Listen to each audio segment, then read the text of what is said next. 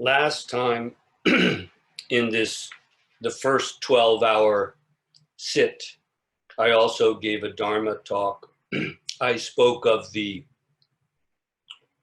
threat, the fear that some of you may feel, and how this can also be an opportunity to really open up in our practice, whether we are busier than ever, for example, if you're in the medical profession, or if you find you have more free time than ever, working online and so on.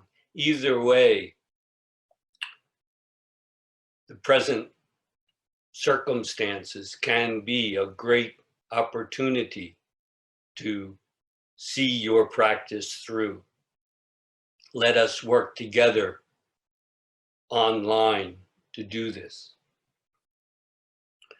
I spoke last time about practice being constant and complete. Constant in the sense that it must come to be the way that we are, and not just something that we do for a while on our cushion and then get up and do something else. As we give ourselves to the practice, it doesn't begin when we sit down, and it doesn't end when we get up. This is a good point in the practice, and it's where it is important to continue on, to let the practice be the completeness that it is. I don't mean that it has to be formally perfect, but rather that it comes naturally to include everything. Nothing is excluded. This is intimately connected with the practice being constant. It also comes to be complete. Simply put, we cannot step out of it. No matter what happens, what situation we find ourselves in, we do not leave the practice. That becomes the practice. That is the practice. This is also a good point in the practice to see. It's no longer something that we can leave, depart from. But again, how to continue that practice on there is essential. I also mentioned in the last Dharma talk the danger of the fixed views we may have, a fixed set view of, for example, what I am, what you are and will continue to be, what the world is. With these fixed views, for sure, we do see something. Yes, we see something, but more fundamentally, we are blind.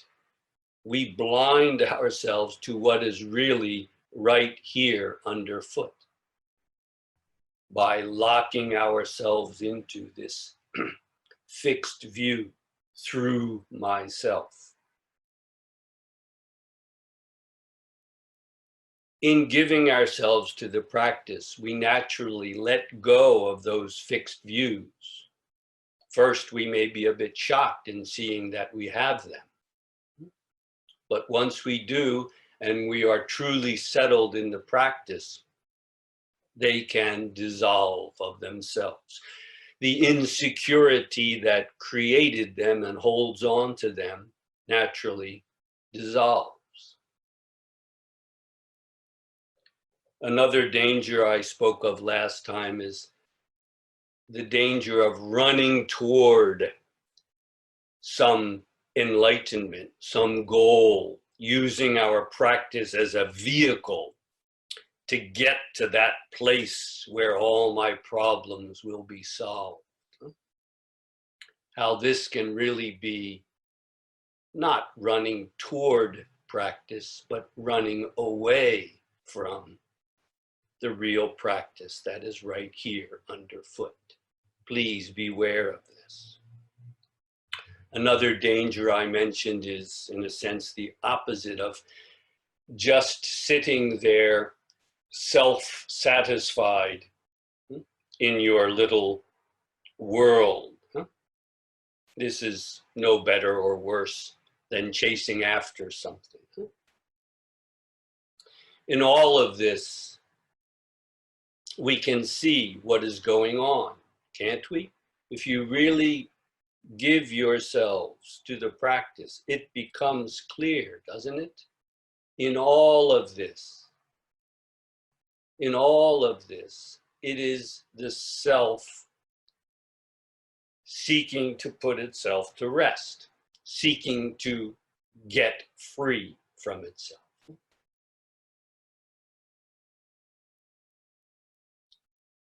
If this is really clear, finally, the self, that delusion, the self-delusion that is the delusion of self, can finally see what is there. The very need to be set free is set free. This is not an experience that the self has, big, small, better, or worse. It is letting go of the very need to be somewhere, something, someone. This is release. And when we really are released, it is not that I am released or you are released merely. It is the release of everything.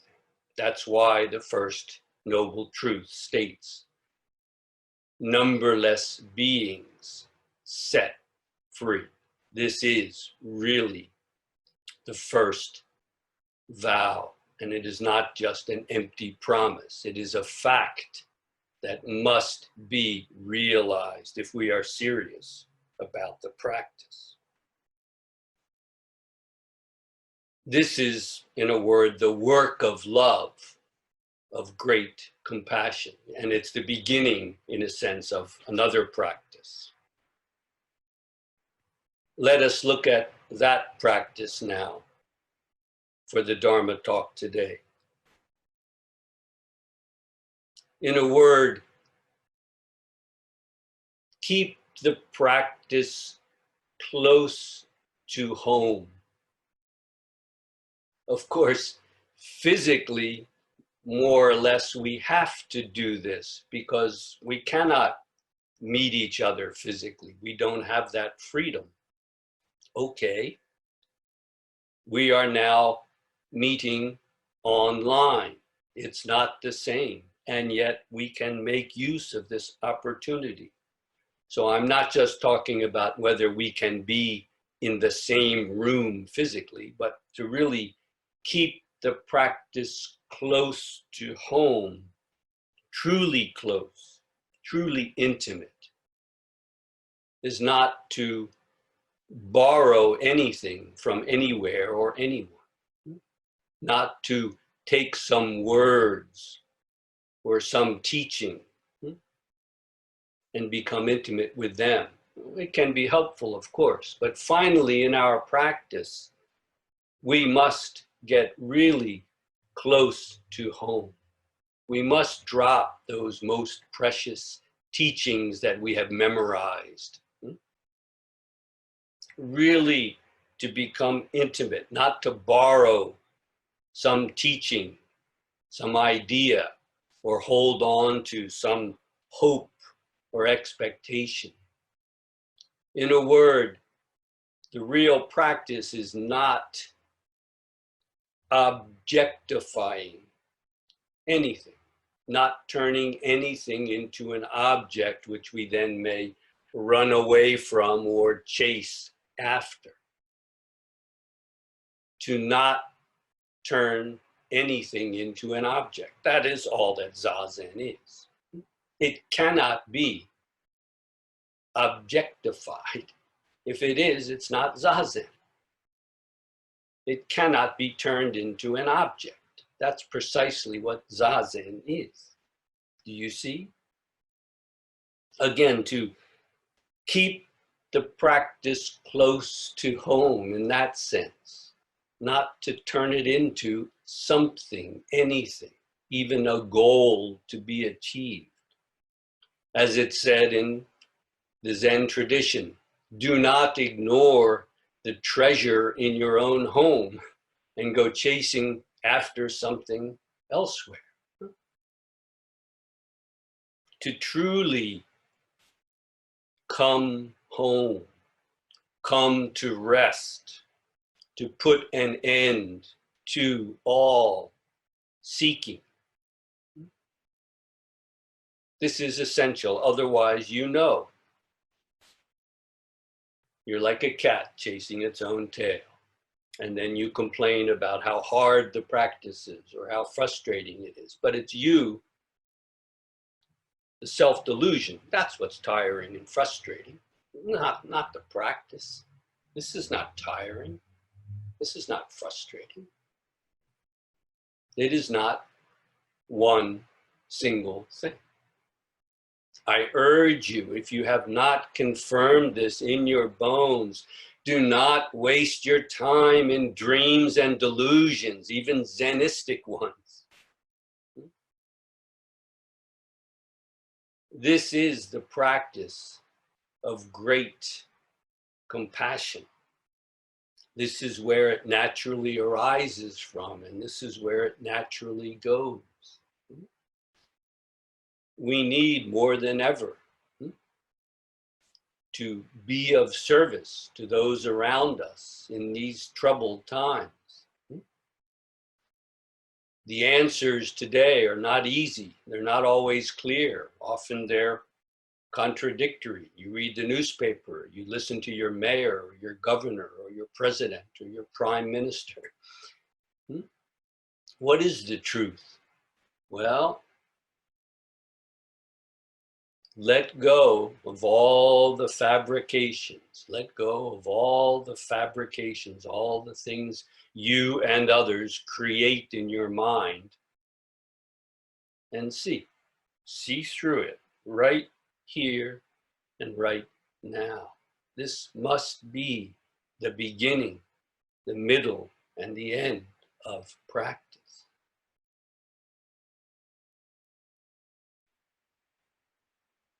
I trust this is becoming clear to you through your own experience.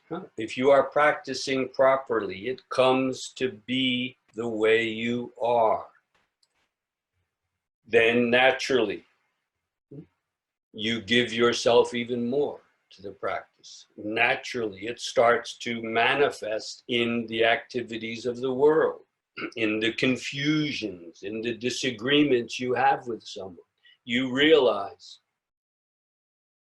you are not outside of the practice, and they are not outside of the practice either.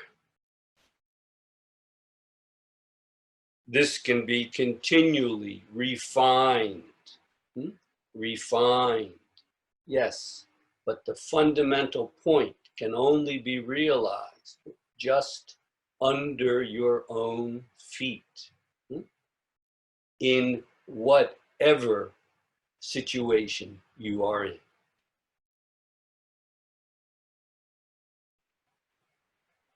It is always there. Stop running away from it. Stop escaping from what is under your own feet. That is what is tiring out. That is what is exhausting and frustrating. It's not the practice. The practice is not what is frustrating. See it through for yourself. Stop running into psychological stuff. Of course, there's a room for that. These are important issues. But it can also be a wonderful escape, can't it? Endlessly dealing with those issues. Don't ignore them, don't run away from them, but don't turn them into a hindrance that prevents you from really seeing through, discovering the treasure in your own home, in your own hands.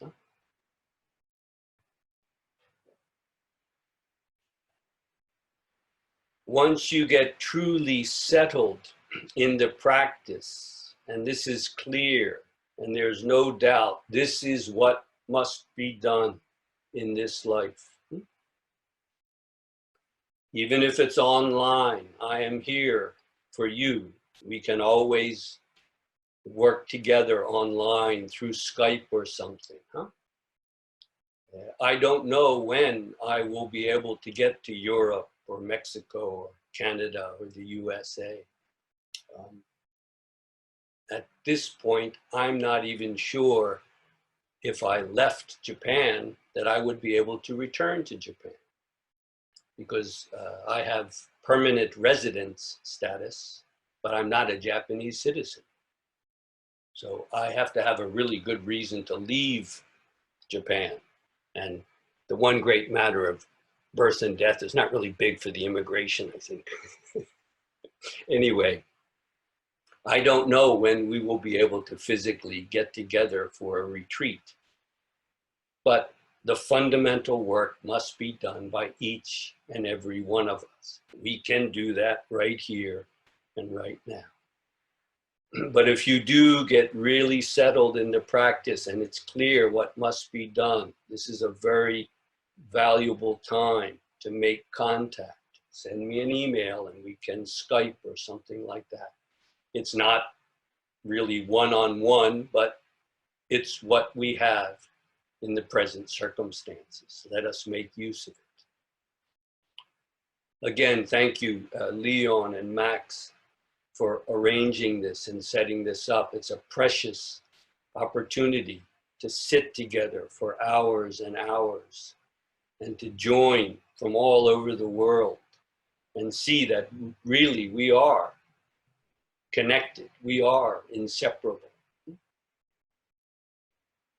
I'd like to leave plenty of room for questions from out of the practice. Recognize that this is the real dojo, the real place of practice. Sitting on your cushion is nothing. That's easy.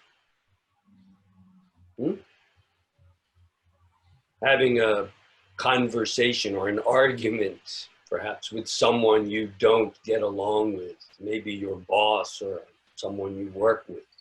You can't avoid, but you don't get along with.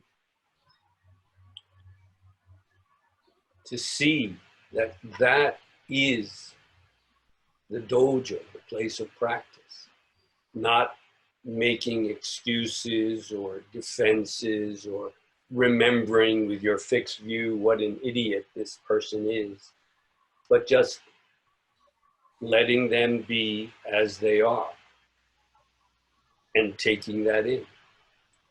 And then you might find a different way of dealing with it. You may have to agree to disagree. That's fine too. But at least you can clearly and compassionately state your position.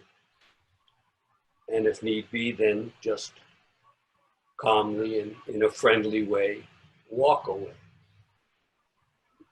I don't mean to be cold. You're not feeling, you're dissociating from your emotions. On the contrary, by fully being there with it,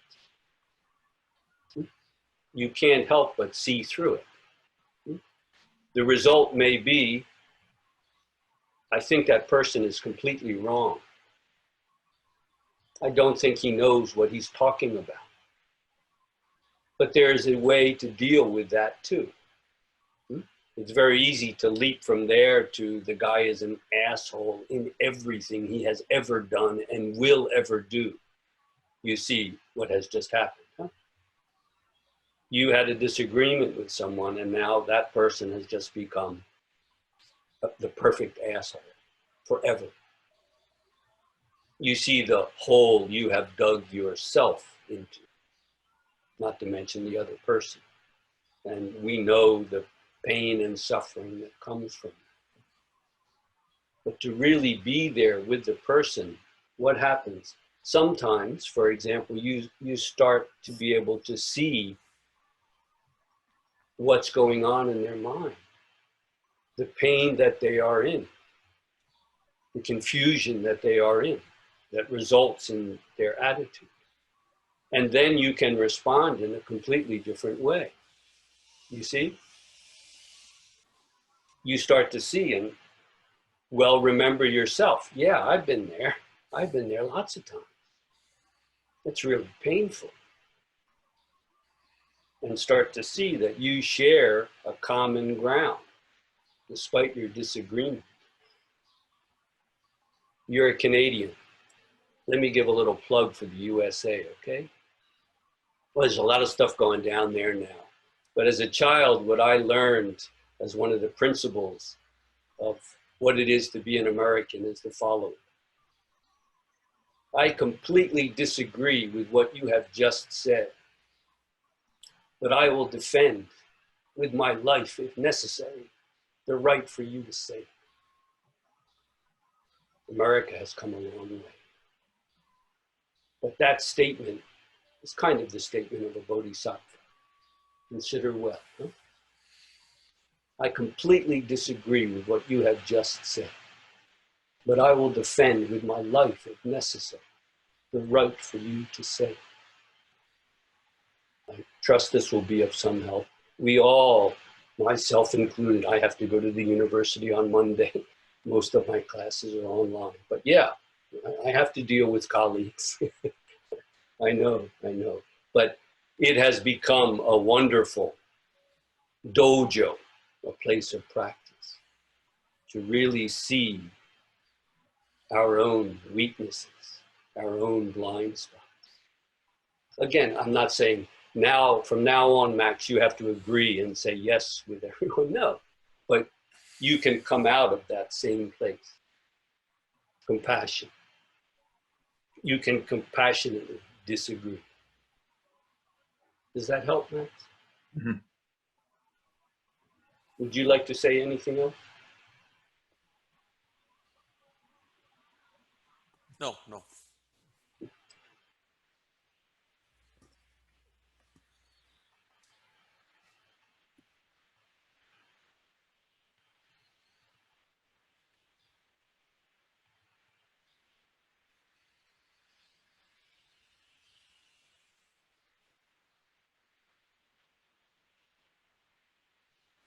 I'm going to be switching between the two screens to try to catch if somebody raises their hand.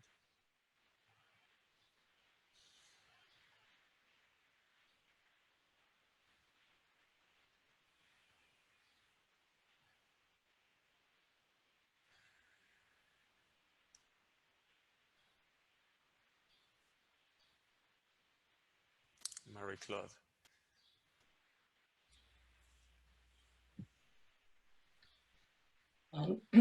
Jeff, one of the 14 reminders said that we have to try to not to take care of any disagreement, however smaller they may be.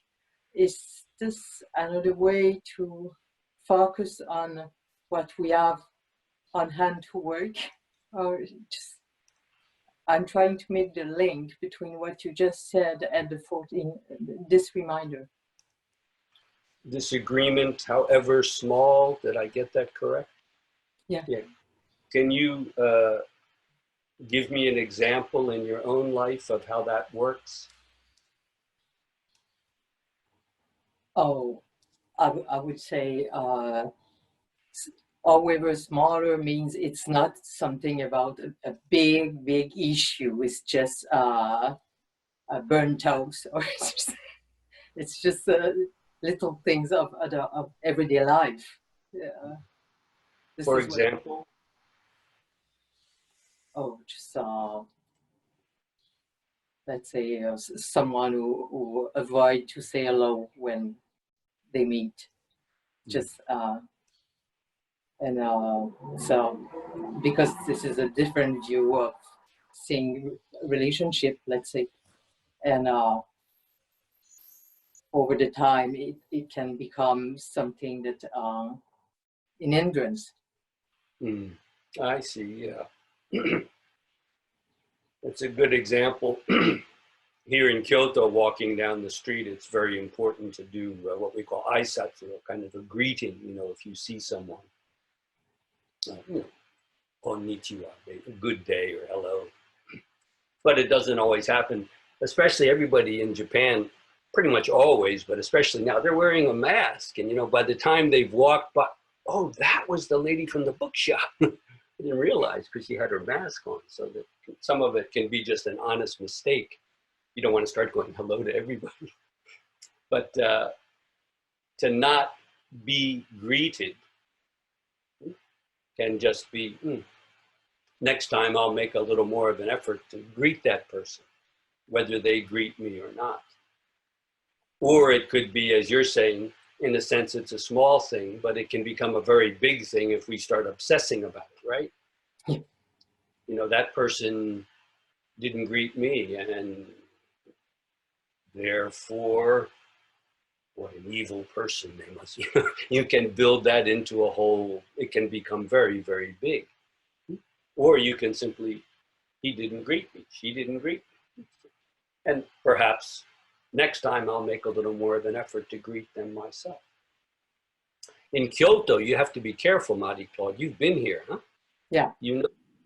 When I go down the street, I have a son and, a little boy, everybody says hello to them. So as a result, now I'm the daddy, everybody says hello to me. And this can be pretty complicated in Kyoto because it can take about 5 minutes to get down, to the river saying hello to everybody. And once you say hello one time, that's it. You always have to say hello to them. So these little things can become pretty big, Marie-Claude. I'd keep an eye on it, okay?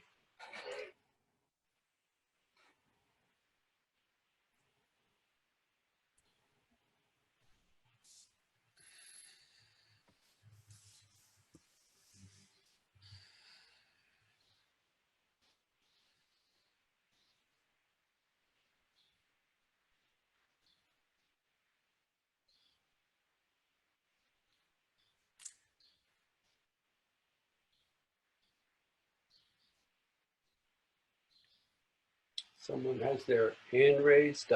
Marie Lloyd, is it?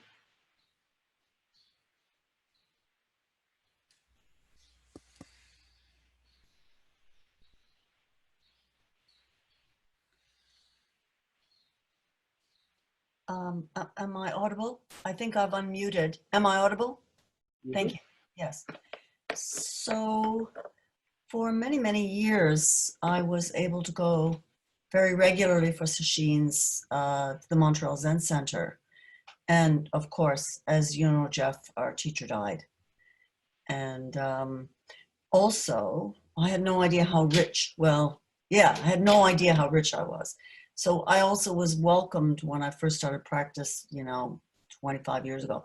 I was welcomed into a very good, tight sitting group here. So we always sat on Sundays. And I retired early so I could get to the Zen Center. I was able to do 7-day sessions. It was incredible. But the sitting group, people have died. People have moved away. There's no longer a sitting group. It's possible for me to get to the Zen Center sometimes, yes, but it's remarkable how a practice can collapse in the absence of a steady group. I found it really difficult to carry on alone when I had an incredible amount of support. This is very supportive. I have no complaint with Zoom. It's very supportive. just to see other people undergoing. It's really wonderful. And I thank you deeply, all of you who brought us together for this. It's very much richer than sitting alone. So I don't know. It is a question and a problem, and maybe other people are in the same boat. They maybe don't have a sitting group anymore, and maybe it is difficult for them. Of course, now with COVID, nobody's practicing together, I guess, too. Do you have any thoughts on that, Jeff? Maybe you've had students who have been in that situation, and I would take it as a good opportunity for you to practice on your own. And maybe over time, people will start to come together again. We don't know how this situation with COVID-19 is going to play out, but we can continue our practice as we are. And as you say, rightly, these kinds of gatherings are precious. But it's important and valuable to sit on your own as well. I would urge you to find the value of that. I don't mean become a hermit, but that you need to be able to sit on your own and see the value of that, as well as sitting with others. Sitting with and for others is also very important. But yeah, if you're alone, sit alone. Okay? thank you.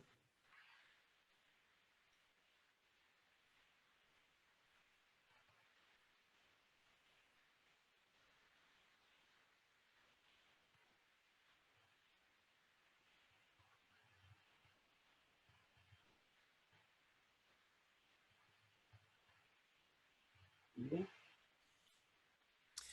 Jeff, I have a question. I've been reading a book uh, about the Eightfold Noble Truth recommended by Gabriel.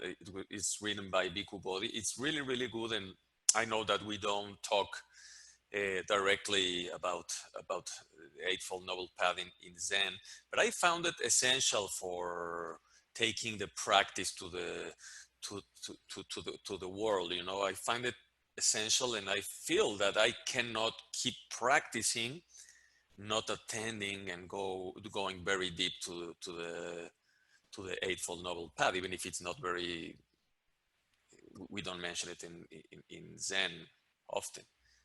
Can you say something about that?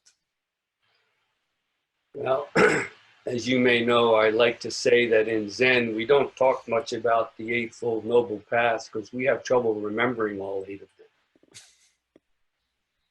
But yeah, we don't go usually up to 3 or 4. Sometimes even 1 is a lot for us. But anyway, as far as I can see, I completely agree with you. I spent time studying Buddhism and studying the Eightfold Noble Paths and trying to really figure out, there are different ways they can be grouped in terms of the practice, in terms of living out in the world, and so on and so forth. But when all is said and done, as far as I can see, the Eightfold Noble Path is simply a way of making it clear that the practice must be done in every aspect of our lives. When we eat, that has to be the practice. And when we sit, of course, that has to be the practice. If we have a job and we go to work, that also has to be a part of the practice. So the term right, correct, which is applied to all of these, there is a way to do it properly and there is a way to do it improperly. Even meditation, just because you're sitting in this posture doesn't mean you're doing right concentration or right meditation. So to me, it's always been very valuable to divide it up like that and to see it's not just about entering samadhi, deepening into jhana and having some kind of awakening, but it's something that must be in and as every aspect of our life. It's a very simplistic way of dealing with it, kind of almost reductionist maybe, but that's the way I see it.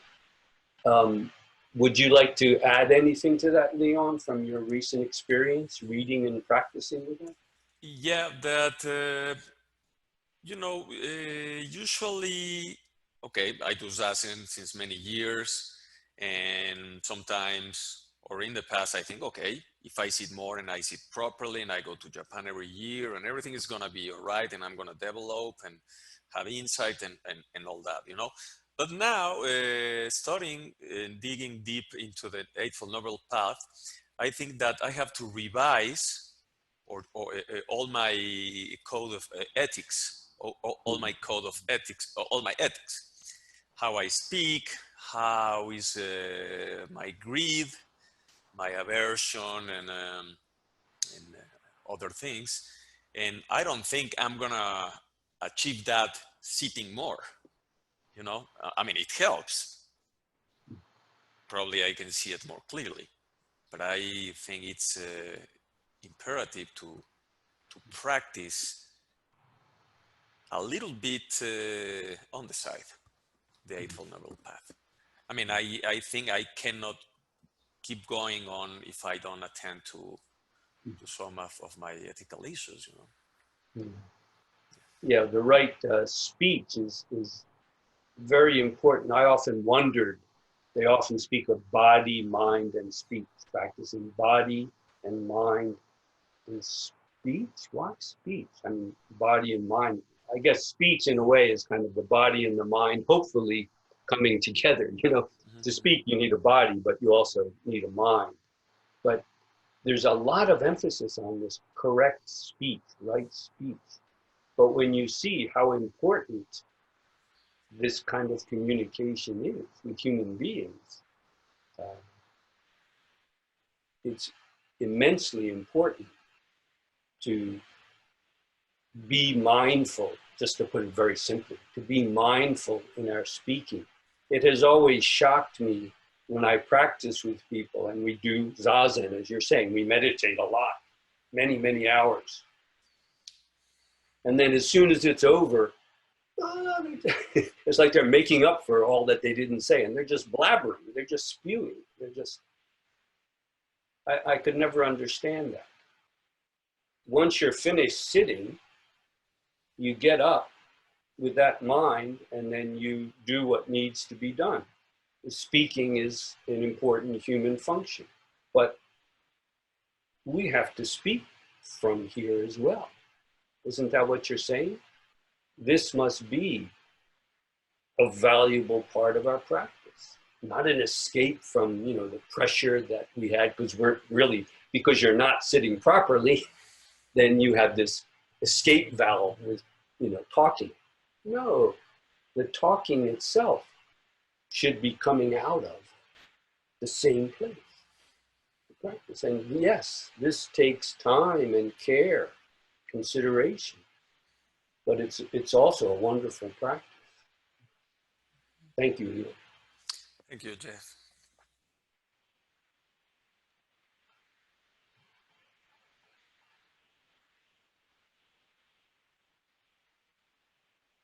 Dennis has his hand raised.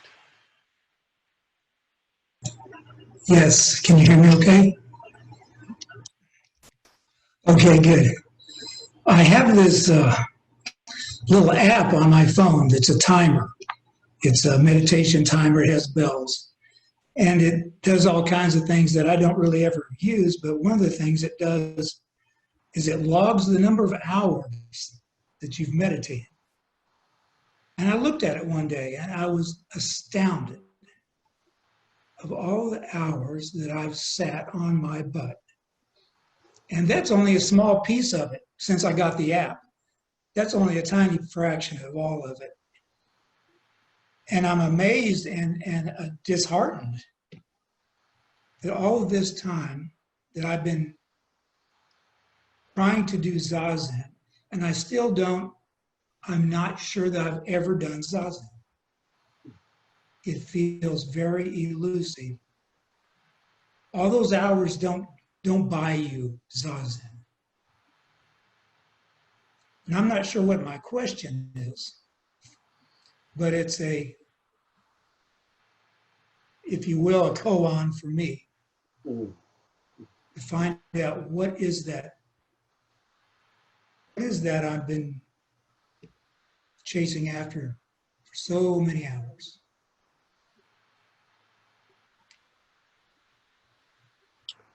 I would begin by turning off the app, Dennis. Right. And also when you sit, if you have time, turn off the timer, 25 minutes, 50 minutes, forget the timer. When you have a chunk of time that you can sit, and just sit through to the end. Just sit through to the end, not the 50-minute period.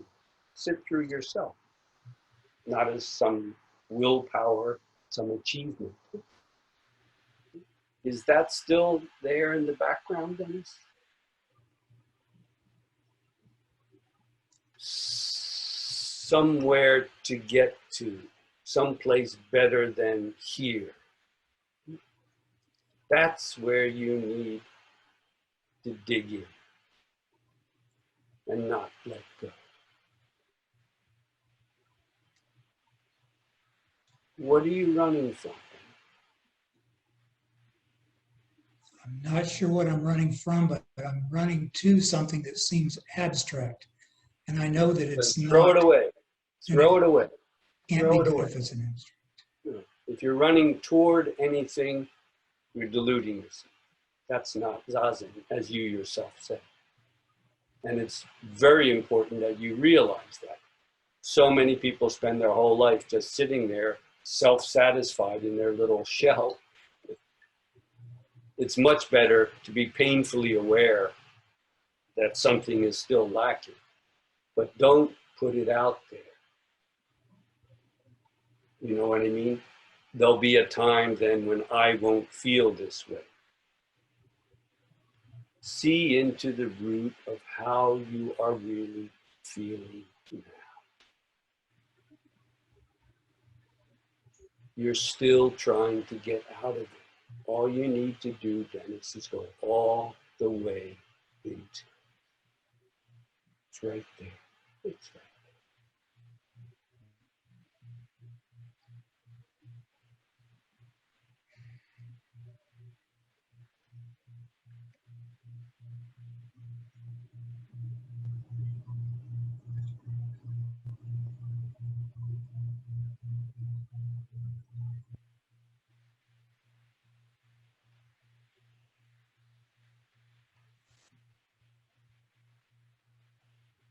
John?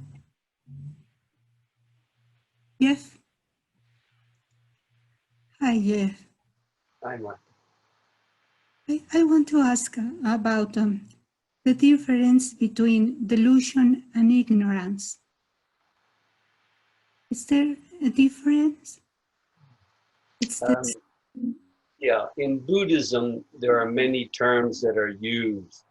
For example, what is the source of our dis-ease, of our suffering? And sometimes it's spoken of more or less as delusion, not knowing what really is.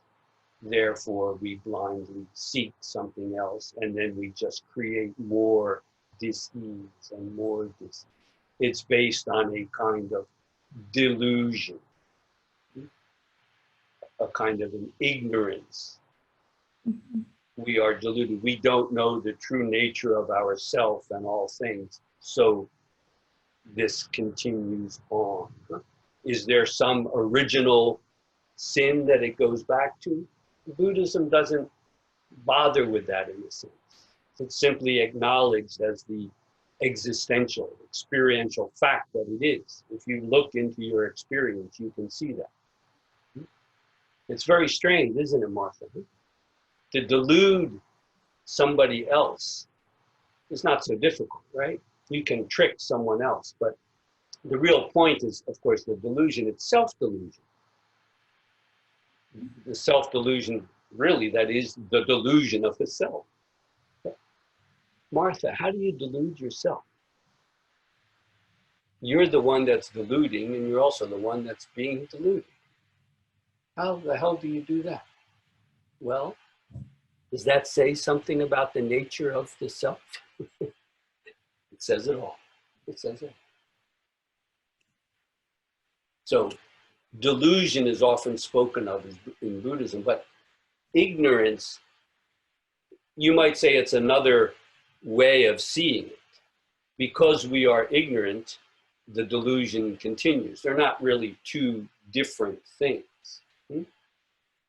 They might also speak of craving, tanha, blind desire, as the cause of our suffering, as in the Four Noble Truths. But it's not something else, you see? I would say it's like different ways of seeing the same thing. We don't know directly and immediately who and what we are. We are split. That's why we can delude ourselves. And because of that, we then try to grasp on to something somewhere else in order to fill the hole that we feel is here. But that's itself is the result of ignorance, because we have never been able to see immediately and directly the treasure that is here. Once you see that treasure immediately and directly, you don't go seeking again. You can't go seeking again because you realize you were carrying it around the whole time. You know the story of the prodigal son, huh? It's not just in Buddhism. But to realize that and to not realize that is what is called the state of ignorance. But it could also be spoken of as this state of blind grasping or of delusion. So I wouldn't worry too much about the different nuances. Buddhism doesn't make a very clear-cut distinction in that way. For example, if you look at dependent co-arising, different things are stated as the cause of that whole state of, the whole mass of suffering, as it is called. We don't have original sin, for example, the way that you will find in the Old Testament. We don't have that notion. But what you're talking about is what would be comparable to it. Okay? So I wouldn't worry about the differences in nuance. It's all one. Because you don't know who you are, you seek something else. And because you endlessly seek, you can never come to rest. And you are prolonging that ignorance, which is also distressful, which is also a kind of delusion. That's why I say that the self-delusion, that is the delusion of self. I'm trying to wrap all of that into one.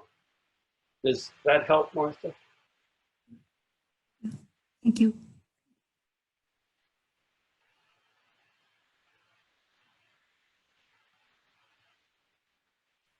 We have 3 or 4 more minutes if somebody wants to ask something. So, yeah, Leo, excuse me, I raised up my hand. I don't know whether you say it. I have a, primary question as for, Jeff. That okay? Of course, May, please go ahead. Oh, thank you. Yeah, so I appreciate Jeff's talk very much because Jeff, speech very slow. I can get the meaning and Jeff's voice very strike through. Every time I got a lot. Thank you very much. So today my question is, what's the importance of zazen? Jeff just said, when we are eating is a kind of practice, when we are walking is a kind of practice. But the reason I ask this question, maybe I want Jeff to emphasize the importance of zazen. Yeah, thank you. Yeah, it's a good question because when you do zazen, you come to realize that that is the really difficult practice, to really do it. It can also be very difficult working itself out in the world. But on the cushion, there's no place to escape to. Of course, the mind can always escape, can always create a story, but once we are settled in the practice, it becomes clear what we are doing, and we can easily bring ourselves back. But it does require a kind of a discipline. So the sitting is very, very important, but it's not everything. It's not everything. But in order to bring this mind, right, which is sometimes all over the place, to bring it all into one, right, for a sustained period, you see how valuable that is. To do anything thoroughly, to do anything really well, we need that, don't we? Listening to your friend talking, you should be there fully, right? Not thinking about something else and playing with your cell phone, right? You should be there with them. Well, zazen is helping us to do that without anything in between. You know what I mean? You could put on music and become one with the music. I love that. I love that. Just being one with the music, or doing something that I love. But in zazen, in a very good way, everything is taken away, isn't it? You can't even really play with your hands. Even your hands, there's a formal way of putting your hands so that you don't manipulate them. Your eyes half closed so that you don't wander off, but you don't go into an inner world of dreams. So that the zazen, the meditation, is very, very important. But it has to work itself out in the world as well. Do you know what I mean? To once sit and let the seeking mind itself just come completely to rest and to see what is there. Then whatever you do, wherever you are, you could say that's zazen. Does that sound strange?